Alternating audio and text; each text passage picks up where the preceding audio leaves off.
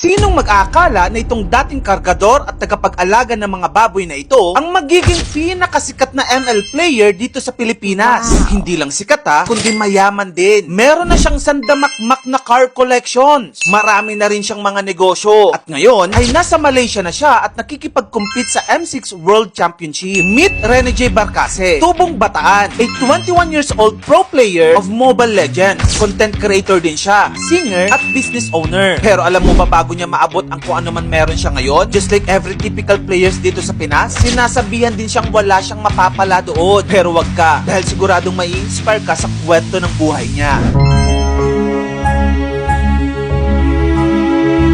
Ito si Rene J dati. Eto naman na siya ngayon. Si Rene J ang panglimang anak sa 6 na anak ng kanyang mga magulang. Bago pa man sumikat si Rene J, alam mo ba na habang nag-aaral siya noon, ay rumarakit siya bilang kargador sa palengke? Maliban dyan, nag-aalaga din siya ng mga baboy. Ayon sa kanya, ay quote, "Simple lang po buhay ko bago ako naging pro player. Isang kahig, isang tuka. Nagtatrabaho rin po noon ako habang nag-aaral. Nagbababoy po ako sa piggery dati. Yung 50 pesos, binibigay ko pa po sa papa ko. Tapos yung natitirang 100, pinanglo-load ko po para makapaglaro ako ng Mobile Legends. Kung hindi ko po ginawa iyon, baka wala po ako dito ngayon. Wala po akong pang-load, wala po akong panglaro. Proud po ako sa sarili ko na napagdaanan ko iyon." Grabe no, talagang nakaka-inspire din to si Rene J. Tsaka ito pa, if you're one of the avid viewers of Ako Si Doggy, you will surely know Rene J's story. Dahil bago pa man sumikat si Rene J, discover muna siya ni Doggy. Kumbaga, nagsilbi na si Doggy bilang mentor ni Rene J. Kaya mas lalo siyang na-expose sa Mobile Legends and eventually sumikat si Rene J. Naging parte siya ng Next Play kung saan kasama niya mga bigating ML figures like Ako Si Doggy, H2O, Yawi, etc. Pero may nangyaring issue noon which led their group's misunderstandings. Ito yung issue noon na sinulot daw ng isang ML player na nagngangalang Base, yung girlfriend noon ni Rene J na si Samantha. Pero dahil sa mga issue na yon, mas lalo pang tumunog ang pangalan ni Rene J.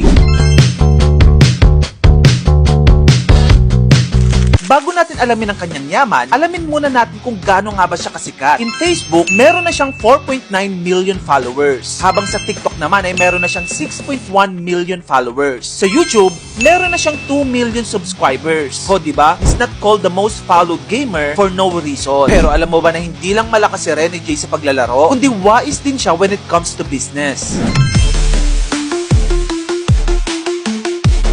Dahil sa paglalaro ng ML, nakapagpatayo na siya ng kanyang sariling restaurant sa Bataan, which is ang Sea Barbecue Resto Grill Inasal. Bukod pa dyan, meron na rin siyang clothing line na pinangalanan niyang R&J Clothing. At syempre, iba pa dyan yung kinikita niya as a team player ng team na Aurora MLBB. Syempre, meron pa din dyan yung mga prizes na nakukuha niya tuwing naglalaro siya ng ML, specifically sa MPL at yung mga nakaraang World Championships niya like M5 and M6. So far, ang prize pool na nakukuha ni Rene J ay nasa 38 million pesos. Wow. Grabe, no? Iba pa dyan yung bayad sa kanya tuwing nagpo-promote siya ng mga iba't ibang klaseng brands. So talagang multi-millionaire na itong si Rene J.